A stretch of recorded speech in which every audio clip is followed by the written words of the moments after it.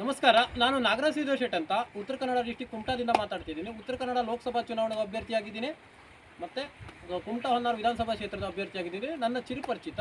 ಈಗಾಗಲೇ ನಾವು ಅಯೋಧ್ಯೆಯಲ್ಲಿ ರಾಮ ಮಂದಿರ ಏನು ಕಟ್ಟಿದ್ದಾರೆ, ರಾಮನ ವಿಗ್ರಹವನ್ನು ಒಂದು ಪ್ರತಿಷ್ಠಾಪನೆ ಮಾಡಿದ್ದಾರೆ. ಅದರ ಬಗ್ಗೆ ಒಂದು ಸಂಕ್ಷಿಪ್ತವಾಗಿ ವಿವರಿಸಲು ಇಷ್ಟಪಡ್ತೀನಿ. ರಾಮನಿಗೆ ಕಾಲಿನಲ್ಲಿ ಏನು ಪಾದದಲ್ಲಿ ಬಂಗಾರವನ್ನು ಹಾಕಿದ್ದಾರಂತೆ. ಹಿಂದೂ ಧರ್ಮದಲ್ಲಿ ಸೊಂಟದ ಕೆಳಗಿನ ಭಾಗಕ್ಕೆ ಯಾವುದೇ ರೀತಿ ಬಂಗಾರವನ್ನು ಬಳಸುವಂತಿಲ್ಲ. ಯಾಕಂದರೆ ಸೊಂಟ ಬೆಲ್ಟ್ ಬಂಗಾರ ಬಳಸ್ಬೋದು, ಬಿಟ್ಟರೆ ಅದ್ರ ಕೆಳಗಿಂದೆಲ್ಲ ಬೆಳ್ಳಿದು ಯೂಸ್ ಮಾಡ್ತಾರೆ. ಈಗ ಹೆಣ್ಣು ಮಕ್ಕಳಾಗಿರ್ಬೋದು, ಬೆಳ್ಳಿ ಗೆಜ್ಜೆ ಆಗಿರ್ಬೋದು, ಕಾಲುಂಗುರ ಆಗಿರ್ಬೋದು, ಅದನ್ನು ಬಳಸ್ತಾರೆ. ಇಲ್ಲಿ ಏನಾಗಿದೆ ಅಂದರೆ ಕಾಲಿಗೆ ಕಂಪಲ್ಸರಿಯಾಗಿ ಬಂಗಾರವನ್ನು ಯೂಸ್ ಮಾಡಿದ್ದಾರೆ. ಬಂಗಾರಕ್ಕೆ ಅದರದೇ ಆದ ಸ್ಥಾನಮಾನಗಳಿದ್ದಾವೆ.